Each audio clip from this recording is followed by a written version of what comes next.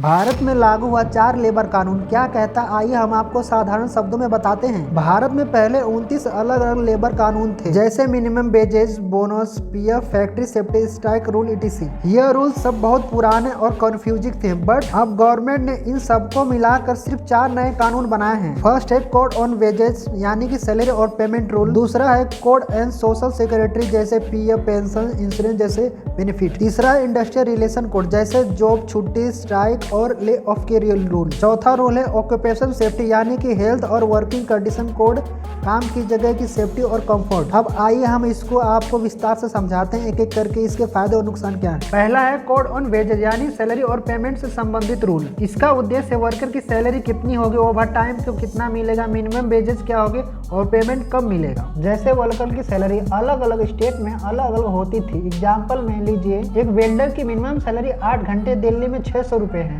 मुंबई में वही 700 रुपये मिलेंगे और गुजरात में काम करेगा तो 650। बट ध्यान दिया जाए तो आपको पता चलेगा कि वो बिल्डर तो सेम ही हर जगह काम करने वाला, बट कोड ऑफ वेजेस के रूल में वो इंडिया में कहीं भी काम करे उसे सेम सैलरी मिलेगी। और इसी में दूसरा पॉइंट है बेसिक सैलरी, जैसे कि आपकी टोटल सैलरी का जो बेसिक सैलरी है वो 50% होगा। एग्जाम्पल से समझा जाए तो अगर आपको 20,000 महीना मिलता था तो जिसमें 10,000 बेसिक सैलरी होगा प्लस 10,000 अलाउंस होगी। अलाउंस कहने का तात्पर्य है कि वहाँ के महंगाई के हिसाब से रूम रेंट, बिजली पानी और बस का किराया इत्यादि। और इसी में थर्ड पॉइंट है कि कोई भी कंपनी 8 घंटे से अधिक एक्स्ट्रा काम करवाएगी तो पर घंटे का उसे डबल पैसे देना होगा। दूसरा रूल है कोड ऑफ सोशल सिक्योरिटी यानी पीएफ और पेंशन से संबंधित, यानी इस रूल का उद्देश्य वर्कर के लिए इंश्योरेंस, पीएफ, एसआई, पेंशन और बेनिफिट का कवरेज कैसे मिलेगा। पहले के नियम में क्या हुआ करता था कि पीएफ, एसआई, पेंशन और बेनिफिट का कवरेज बस परमानेंट एम्प्लॉय को ही मिलता था, बट नए कानून में सभी को इसका बेनिफिट मिलेगा, चाहे वो गिग वर्कर हो जैसे जोमेटो या छोटे से छोटा कोई और वर्कर जो कंपनी के साथ काम कर रहा हो। और तीसरा नया रूल है इंडस्ट्रियल रिलेशन कोड यानी जॉब और सिक्योरिटी और स्ट्राइक से संबंधित रूल। इस नियम का उद्देश्य है lay off permission, strike rule इत्यादि। ले ऑफ परमिशन में पहले क्या होता था कि कोई भी कंपनी अगर लॉस में चल गई, उसे 100 वर्कर को निकालना होता था तो